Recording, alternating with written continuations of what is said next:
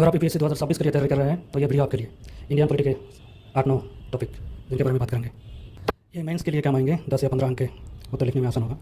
Topic में पहला है सुप्रीम कोर्ट, सेकंड नंबर पे है centre state relations, third number vice president, fourth national integration, fifth foreign policy, sixth pressure group, seventh role of regional parties, eighth national human rights commission, ninth governor. चलिए शुरू करते हैं, कौन सा topic क्यों जरूरी होता है और यहाँ करंट अफेयर से क्या न्यूज़ आ रहा है।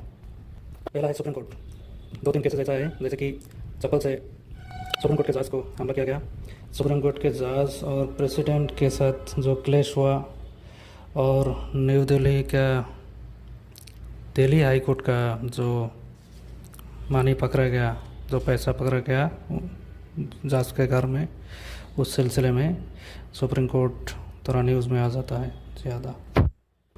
दूसरा नंबर होता है सेंटर स्टेट रिलेशन, जैसे कि जो सेंटर में जो सरकार चल रहा है उनके साथ स्टेट्स के सरकार के साथ उतना रिलेशन अच्छा नहीं रहता। तो कभी कभार ये ऐसा बात पहले भी आया था कि CGST और SGST जो होता है, एक साथ जो GST लिया जाता है, बाद में स्टेट GST के पैसे थोड़ा देर में देता है, ऐसे भी और बहुत सारा अनबन लगा रहता है, तो इसीलिए थोड़ा बहुत ये आ सकता है। तीसरा होता है वाइस प्रेसिडेंट, जगदीप धनखड़ जी का रिज़ाइन और जो छोटा मोटा जो है क्लेश हुआ, इसमें यहाँ 50 या 60% तक इसका संभावना है कि मेंस में आएंगे। 100% का गारंटी कोई तो नहीं दे सकता, इतना सारा न्यूज़ होता है और यहाँ से कितना आएंगे। चौथा होता है नेशनल इंटीग्रेशन, सेंटर के साथ जब स्टेट का रिलेशन थोड़ा बहुत ख़राब हो जाता है, जैसे कि एक न्यूज़ आया तमिलनाडु कि वो भारत से अलग हो जाएंगे, तो ऐसे जब कुछ बातें होता है, जैसे कि बंगाल से कुछ आ जाता है, तो हमारा नेशनल इंटीग्रेशन खतरे में आ जाता है। सेंटर स्टेट रिलेशन हमेशा अच्छा रहना चाहिए कुछ भी करके, तो ये न्यूज़ भी थोड़ा बहुत ज़रूरी होता है। पाँचवा होता है फॉरेन पॉलिसी। एस जयशंकर साहब का कुछ बहुत अच्छा रोल रहा है। अफ़गानिस्तान के साथ जो नए जो रिश्ते, जो हालत मजबूत हुआ, उनका फॉरेन मिनिस्टर हमारे यहाँ आया, 2-3 दिन हो या फिर जैसा वो दौरे पे आया।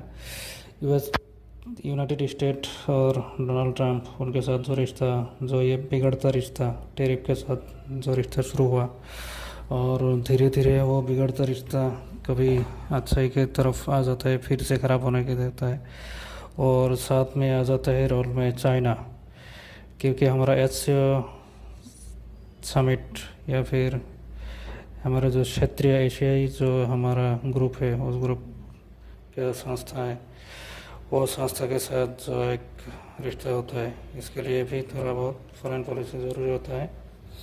और साथ में हमारे एशिया के छोटे छोटे देशों के साथ भारत का जो अच्छा एक रुख होता है, अपना रिश्ता अच्छा करने का जो प्रयास होता है, वहाँ से भी फॉरेन पॉलिसी की मैटर थोड़ा बहुत ज़रूरी हो जाता है। यहाँ एक बात ज़रूरी हो जाता है कि जहाँ पॉलिटिक्स की बात आता है, साथ साथ एक ही साथ में और एक दो चीज़ें ज़रूरी हो जाता है।